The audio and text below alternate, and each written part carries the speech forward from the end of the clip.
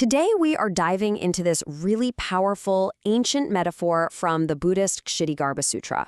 It's the story about a traveler stuck in the mud, and what's so incredible about it is how it gives us this timeless way of understanding why we get stuck in our lives, and, more importantly, how we can actually get free.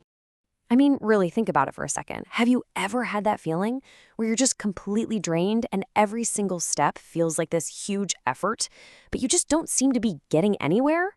Well, it turns out this isn't some new modern feeling. It's a core part of the human experience, and this ancient text speaks directly to it.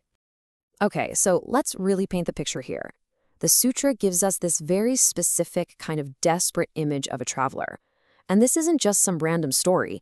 It's actually meant to be a diagnosis of our condition. So imagine this. You're trying to cross this vast, deep pit of thick, sticky mud. And as if that's not hard enough, you're also carrying a huge, heavy stone on your back. This image, right here, is supposed to be a direct metaphor for our lives when we're really struggling.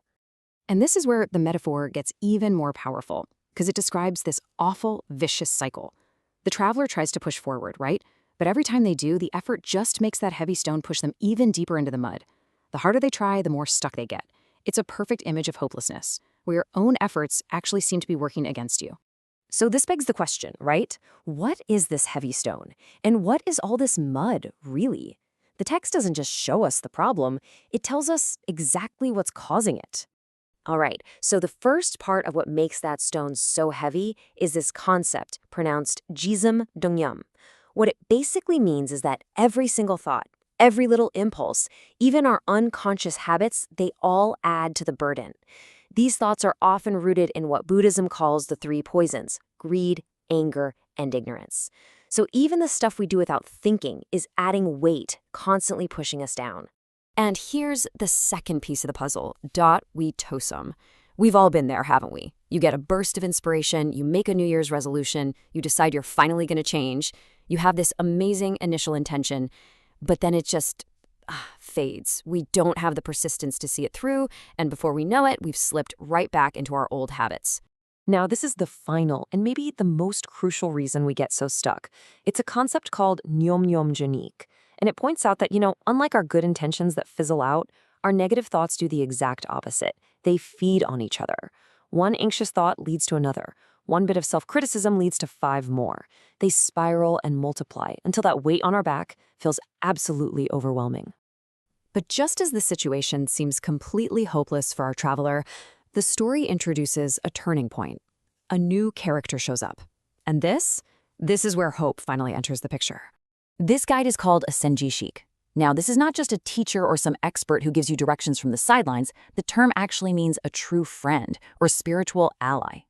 Their role is so much deeper. They don't just point out the right way. They actually help awaken you to it from within yourself. And this is what makes the senji so incredibly powerful. Their help isn't just talk. The text uses the term dayasugo, which means they compassionately take on your suffering. They literally reach into the mud, help lift that heavy stone, and share the burden with you. They get involved. They get their hands dirty. So how does this whole rescue actually work? Well, it's not like they're just magically lifted out of the mud, and that's the end of it. No, it's a whole process, and it's designed to create real, lasting change. Okay, let's just walk through these steps together. First, the guide lifts the traveler up onto solid ground and helps carry that heavy stone. But then, and this part is so important, they don't just walk away. They make the traveler look back and remember just how dangerous that muddy path was. And finally, they teach a whole new way of living, a new path forward, to make sure the traveler never falls back into that pit again. See?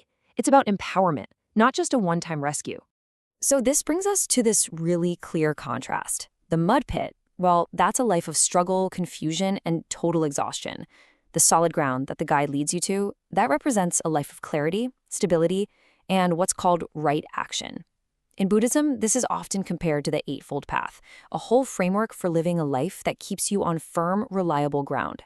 Look, this is a fascinating ancient story for sure, but the real power comes when we start applying it to our own lives, right here and now. So the question becomes, what's our mud pit, and who or what is our guide? Our modern mud pits can look a lot like this. It's that endless doom scrolling on social media that just fuels comparison. It's the relentless pressure to compete and succeed all the time. It can be the isolating cycle of an addiction. Or maybe it's just that internal voice of negative self-talk that becomes the heavy stone we carry with us absolutely everywhere. So who is our guide?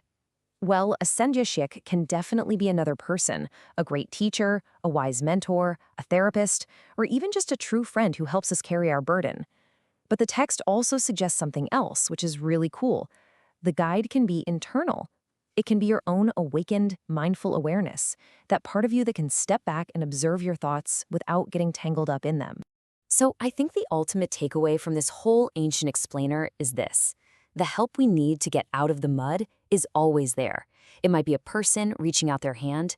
It might be a practice like meditation that helps us build our own solid ground. Or it might just be that quiet, observant voice of awareness inside you. The only question left is, are we paying enough attention to listen?